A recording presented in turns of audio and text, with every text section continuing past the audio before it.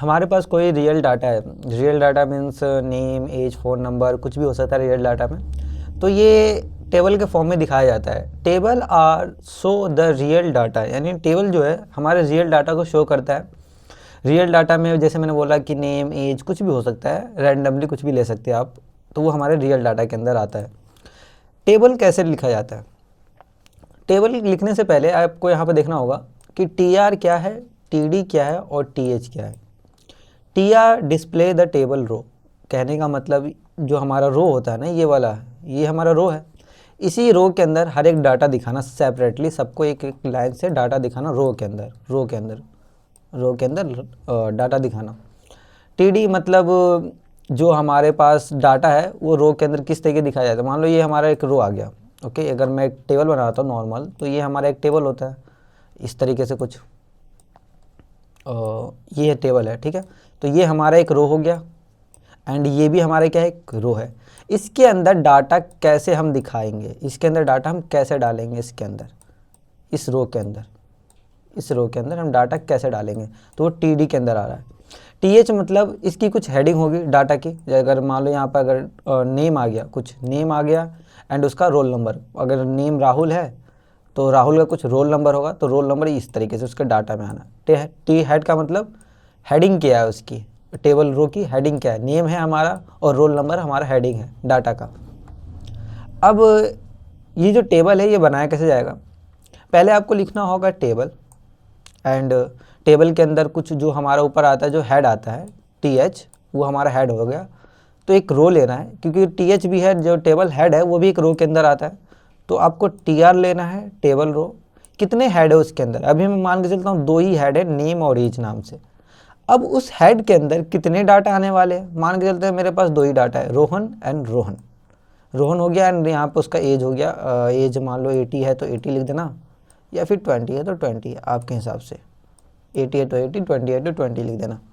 मान लो और भी आपको लेना है टेबल रो के अंदर हेड, टेबल रो के अंदर डाटा, तो और भी डाटा डाल सकते हो अगर मैं आपको वीएस कोड में करके दिखाऊं। सो यहाँ पर लिखते हैं अपने टेबल। अगर एक पहले काम करते, कमेंट आउट पास कर देते टेबल, HTML टेबल। सो जैसे मैंने कहा आपको कि पहले आपको टेबल का एक टैग लिखना होगा, टेबल, ओके। हेड क्या होना चाहिए? अगर मान लो मेरे पास कुछ टेबल बनाना है नेम एंड रोल नंबर से, तो मैं एक काम करूँगा, पहले एक टेबल रो लूँगा, क्योंकि एक टेबल रो के अंदर टेबल हेड होगा। 2 हेड होंगे हमारे पास, टी एच इंटू कर देना 2, 2 हेड आ जाएंगे। पहला होगा हमारा नेम एंड दूसरा हो जाएगा हमारा एज। बस नॉर्मल सा यही लेना है। तो ये हमारे हेड हो गए। एक काम करते हैं, हेड करके एक सेव करने की कोशिश करते हैं, open with live server, go live. So यहाँ पर देखते हैं, हाँ हमारे पास क्या आ गया, नेम आ गया एंड उसका जो एज है वो आ गया, ठीक है।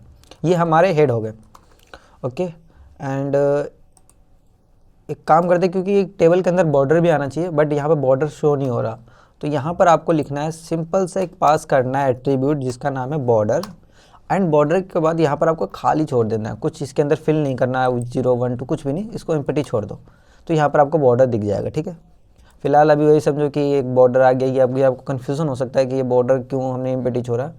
अगेन मैं वापस रिपीट कर देता हूँ, हम ये CSS में चीज़ करने वाले, ये HTML के लिए परफॉर्म नहीं है, बट अभी HTML में काम चलाने के लिए आपको नॉर्मल बॉर्डर लिख दो एट्रीब्यूट के तौर पे, ये एक एट्रीब्यूट है, ओके। एंड इसको एम्प्टी छोड़ दो बस। तो यहाँ पर आपको देख सकते हो नेम एंड एज, एंड उसके बाद एक और लेना है टेबल रो, ठीक है। एंड टेबल रो के अंदर हमारा आना है टेबल डाटा, TD। हम 2 लेंगे क्योंकि हमारे पास 2 हेड क्रिएट हुए, नेम और एज, तो 2 डाटा होंगे हमारे पास एक रो के अंदर, 2 डाटा। पहले डाटा में उसका नाम, दूसरे में उसकी जो एज है वो। सो पहले में नेम मान लेते रोहन है, एंड दूसरे में उसका एज डालना है। एज कितनी है? एज उसकी 18 है, 18 प्लस या फिर 18 ही। सो यहाँ पर आप देख सकते हो नेम आ गया, ओके, एंड हेड है ये हमारी, एंड उसके अंदर ये जो नीचे आया एक रो के अंदर वो डाटा हो गए। हमने 2 डाटा लिए TD, यहाँ पे देख सकते हो ना, 2 TD लिया है, एक रोहन, दूसरा एक रो के अंदर 2 TD आया है, एक रो के अंदर 2 TD यानी टेबल डाटा। एक रो है उसके अंदर 2 डाटा है, रोहन और उसकी एज 18। जैसे यहाँ पर ये तभी डिसाइड होता है जब आपका हेड कितने हैं। अगर मान लो हेड 3 होता तो यहाँ पर टीडी के अंदर 3 पास होते, 3 टीडी। अगर मैं यहाँ पर क्या लेता, हेड मान लो एक और टीएच लेता और इसके अंदर लिख देता roll number, roll number normal सा। तो यहाँ पर आप देख सकते हो कि आपने 2 हेड के लिए 2 डाटा तो लिख दिया, बट एक हेड अभी भी एम्प्टी है या नीचे डाटा उसका आपने लिखा नहीं। तो उसके लिए क्या करेंगे, यहाँ पर आकर एक और हम टीडी लेंगे, एक और हम टीडी लेंगे, और इसके अंदर जो रोल नंबर है ना, रोल नंबर क्या है, रोल नंबर मान लीजिए 50 है इसकी, तो यहाँ पर वो फिल कर दें। तो यहाँ पर देख सकते हो 50 आ चुका है, ठीक है। पहले में नेम में उसका नाम, दूसरे एज में उसकी एज, रोल नंबर में उसका रोल नंबर, ऐसे सीक्वेंस वाइज चलना है। ये नहीं कि अगर आपका नाम पहले हेड में आ गया तो आप उसमें लिख रहे हो 80, है ना, तो ये गलत हो जाएगा। यहाँ पर देख सकते हो अगर नेम के अंदर क्या आता है 80 तो गलत हो गया ना। नेम के अंदर बेसिकली नेम आना चाहिए, तो ऊपर वाले के हिसाब से नीचे वाला उसी के हिसाब से एडजस्ट होने वाला है। अगर ऊपर फर्स्ट में नेम लिखा है TH में, तो आपको TD में भी पहले वाले TD में नेम ही लिखना पड़ेगा, ठीक है। मान लेते हैं यहाँ पर एक और टेबल रो क्रिएट करते हैं TR, ठीक है। इसके अंदर वही हम लेंगे TD।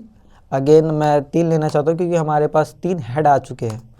तो अब दूसरे में दूसरा नाम क्या हो सकता है, हमारा मोहित हो सकता है, मोहित हो सकता है। एंड उसकी जो एज है, एज मानते हैं उसकी होगी 20 एंड रोल नंबर होगा उसका 6। तो यहाँ पर आप देख सकते हो मोहित, उसकी जो एज है 20, रोल नंबर जो है उसकी 6 है। और भी लेंदी अगर आप लेना चाहते हो TH, मैं मानता हूँ कि 5 लेना चाहता हूँ इस बार TH, और इसके अंदर उसका स्टूडेंट आईडी एंड एक और TH लेते हैं, फ़ोन नंबर लेते हैं। बस 2 हमने एक्स्ट्रा TH डाल दिए यहाँ पर, तो 2 के लिए अभी एम्प्टी है। तो क्या करेंगे, पहले वाले रो के अंदर आएंगे, हम 2 TD पास करेंगे क्योंकि 2 TH पास हुआ है, TD 2 टेबल डाटा पास करेंगे इंटू 2, और इसके अंदर जो हमारे स्टूडेंट आईडी था, स्टूडेंट आईडी कुछ भी 256 कुछ भी ले लेंगे, और इसके अंदर फ़ोन नंबर है तो +91 और 816 एंड इंटू कुछ भी, ठीक है। तो यहाँ पर आप देख सकते हो उसका स्टूडेंट आईडी आ गई एंड उसका फ़ोन नंबर जो है वो आ चुका है, ओके। अगर मैं यहाँ पर कॉल ले लेता हूँ क्योंकि अभी देखो नीचे वाला जो रो है, पहला रो तो हमारा फिल हो चुका है, दूसरा रो अभी भी खाली है, दूसरा रो ये वाला खाली है। तो इसके भी अंदर टेबल डाटा जाना चाहिए 2।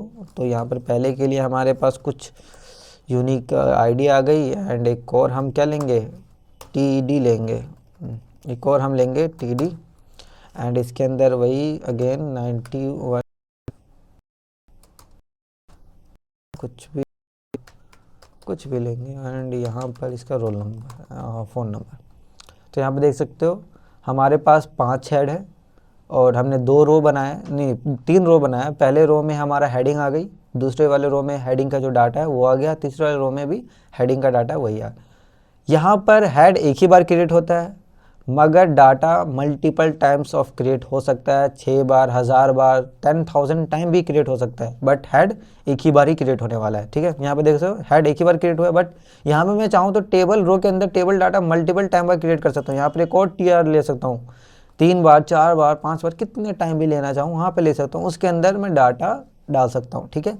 हेड एक ही टाइम क्रिएट होता है, data multiple time of create होता है, ठीक है। कर दे।